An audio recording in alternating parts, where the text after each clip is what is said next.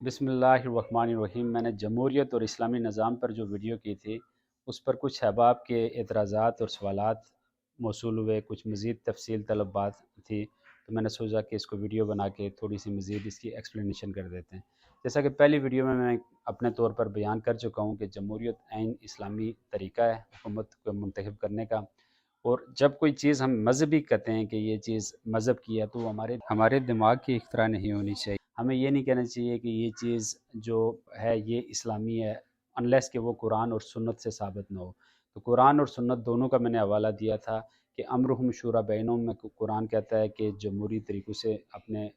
حکمران کا انتخاب کرو، اور سنت رسول کے مطابق ہم نے دیکھ لیا کہ جس طرح انہوں نے خلفائے راشدین کو، اب اس کے بعد کوئی عالم دین یا کوئی بندہ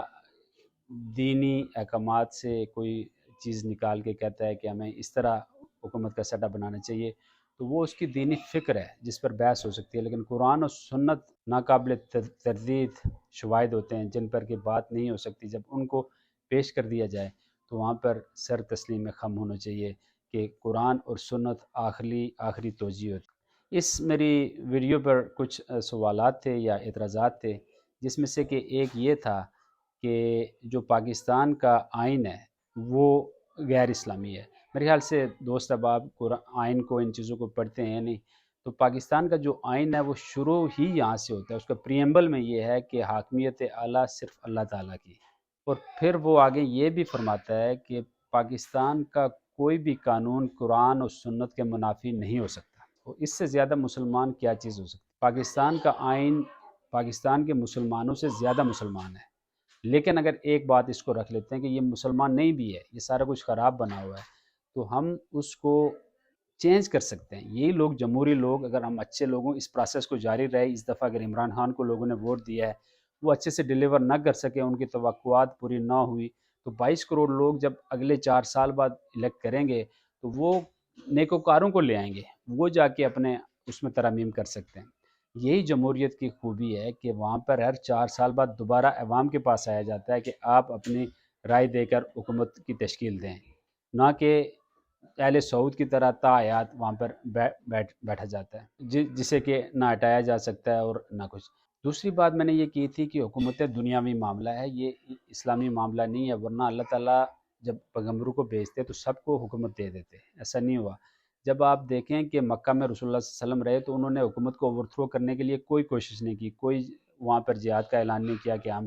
کے خلاف جہاد کا اعلان کرتے ہیں، اور انہیں جب مدینہ میں آئے تو وہاں کے لوگوں نے اسلام قبول کر لیا، حکومت بن گئی، تو اللہ تعالیٰ نے قرآن پاک میں اس حکومت کو چلانے کے لیے احکامات بھی دینے شروع کر دیے۔ جو احکامات دیے گئے وہ رہتی دنیا تک اصول رہیں گے۔ کسی بھی مسلمان معاشرے میں حکومت بنے تو انہی اصولوں کے تحت بننی چاہیے، وہ بنیادی اصول ہیں جن کے تحت بننی چاہیے۔ لیکن ضرورتیں آپ کی مختلف معاشرے کے تحت بڑھتی جاتی ہیں، مختلف ہوتی جاتی ہیں، لیکن جو اصول ہیں وہ قائم و دائم ہے، اور انہی پر رہنا ہے کہ سچ پہ ہو، انصاف پہ ہو، اپنے عوام کی فلاح و بہبود کے لیے حکومت قائم ہو، جو بھی اصول، جو بھی قوانین اس میں دے دیے گئے ہیں ان کے مطابق حکومت قائم ہو۔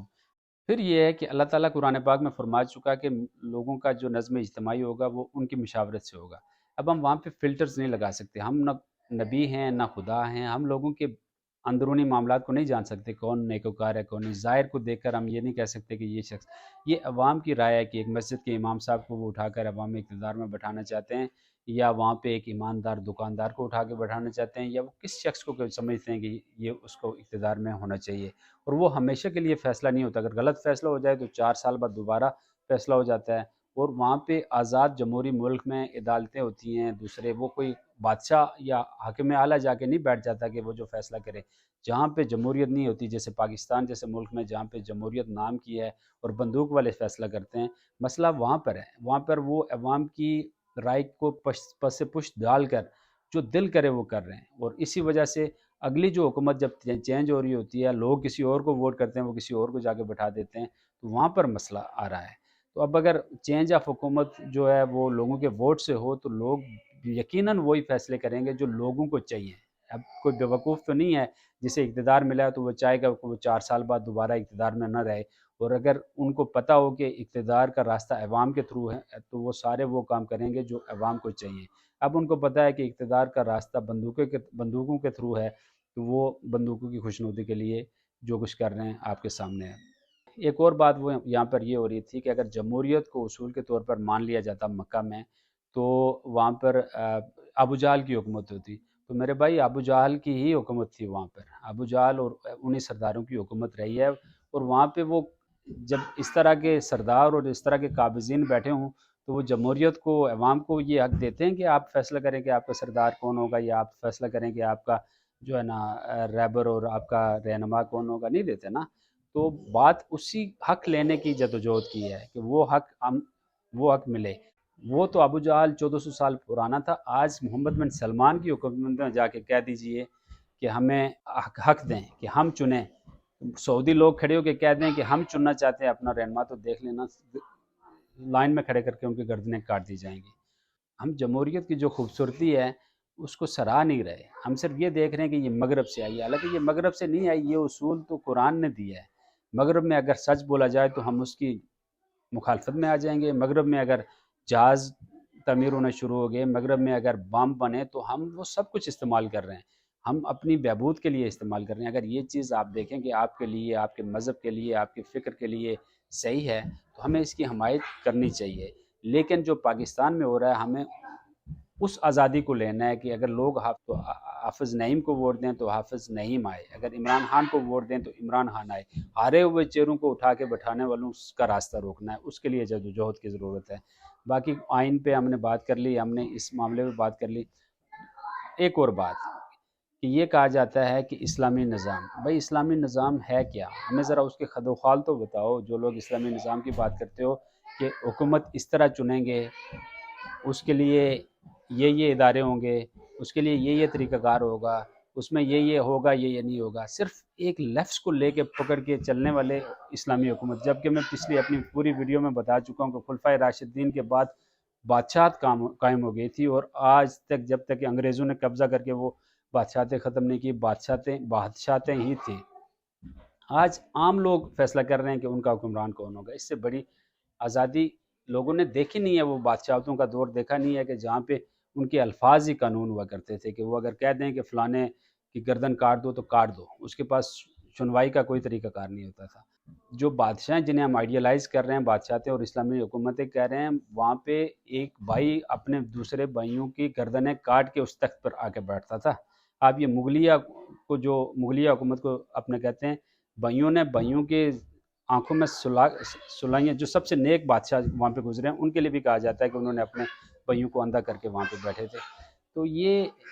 کتابی باتیں، پریکٹیکلی جو چیز ہے کہ اسلام نے ہمیں اصول دیے ہیں، حق، سچ، انصاف، اور جو سزائیں دی ہوئی ہیں، بتائی ہوئی ہیں ان کو، اور جو طریقہ کار ہے اس کے مطابق اسلامی حکومت ہونی چاہیے، لیکن طریقہ کار حکومت کا جمہوریت کے علاوہ اور کوئی نہیں ہے۔ ہمیں اپنی توجہ مرکوز رکھنی چاہیے، جو ہمارا مینڈیٹ تھیفٹ ہوا ہے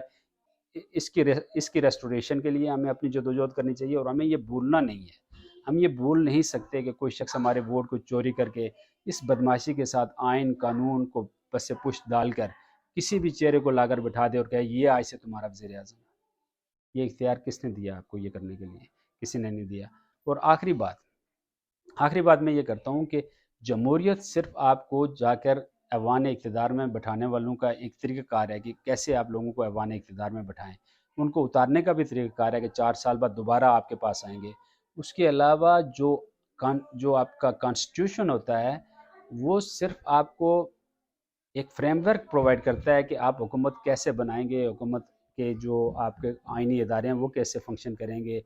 اس کے بعد قانون سازی آپ کی وہاں پر ہوتی ہے، اور پاکستان جیسا مسلمان کانسٹیٹیوشن پوری دنیا میں نہیں ہے۔ چھوٹی سی کتابیں اٹھا کے آپ لوگ پڑھ لو جو کہتی ہے کہ قرآن اور سنت کے منافق کوئی قانون نہیں ہوگا۔ اب کہاں سے شروع کریں ہم اس چیز کو بتائیں کہ پاکستان اور ایسے ملک مکمل طور پر آزاد نہیں ہیں۔ جب پہلی جنگ عظیم اور دوسری جنگ عظیم ہوئی تو مسلمانوں کی جو سلطنت ٹوٹ گئی، اس کے بعد جو قوتیں یہ جنگ جیتی